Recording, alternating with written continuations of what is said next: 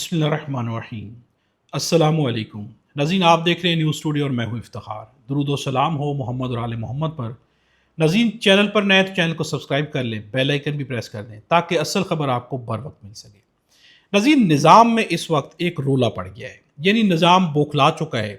گلگت بلتستان کا الیکشن نظام پہ بہت بھاری پڑنے والا ہے۔ اب نظام کیا سوچ رہا ہے؟ بڑے گھر سے ایک بڑی خبر سامنے آئی ہے۔ اب ناظرین، جس طرح گلگت بلتستان کے حالات ہیں وہ پنجاب کی طرح نہیں ہیں۔ وہاں پہ جو عوام ہے، جو عوام کا ریئیکشن ہے، اس کو بہت ہی کلوزلی ریڈ کیا جا رہا ہے۔ یہ جو خبر میں آپ کے سامنے رکھنے لگا ہوں، یہ بتاتی ہے کہ اس وقت نظام بھی بہت ریڈ کر رہا ہے چیزوں کو کہ حالات کس جانب جا رہے ہیں۔ وہاں پر اجازت دی گئی پاکستان پیپلز پارٹی کو، پاکستان مسلم لیگ نواز کو۔ وہاں پر جا کر جب انہوں نے جلسے جلوس کیے، وہاں پر پہنچے، اس کے بعد عوامی ریئیکشن کو چیک کیا گیا۔ دوسرا ٹیسٹ لگا کے چیک کرنے کی کوشش کی گئی۔ اسد کیسر کو روکا گیا، جنید اکبر کو روکا گیا۔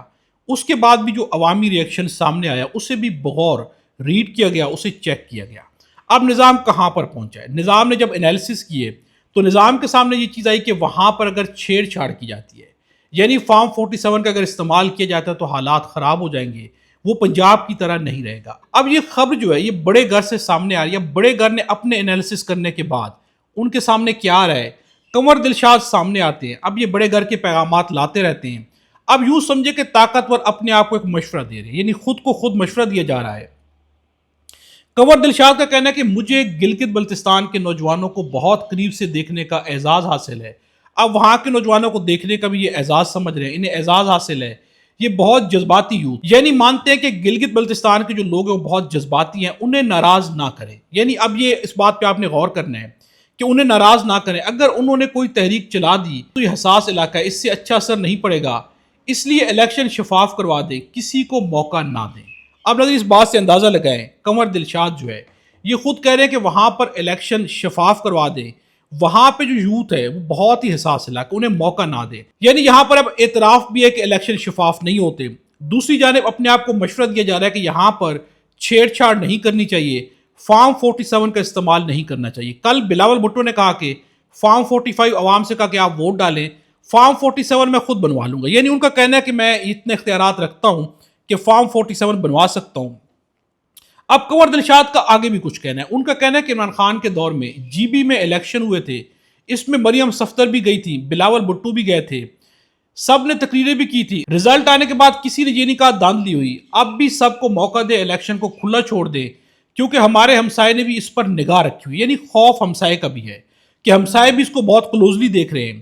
اب یہاں پر نظر اس بات سے کیا سمجھ آتی ہے؟ کنور دلشاد کا جو پیغام ہے یہ یوں ہی ہے کہ جیسے انسان خود سے خود جو ہے بات کرے، یعنی اپنے آپ کو بعض اوقات انسان مشورہ دیتا ہے کہ مجھے یہ نہیں کرنا چاہیے۔ تو یہاں پر کنور دلشاد کا یہ بیان بھی ایسے جیسے طاقتور اپنے آپ کو مشورہ دے رہے ہیں کہ ہمیں یہاں پر چھیڑ چھاڑ کرنی چاہیے یا نہیں کرنی چاہیے۔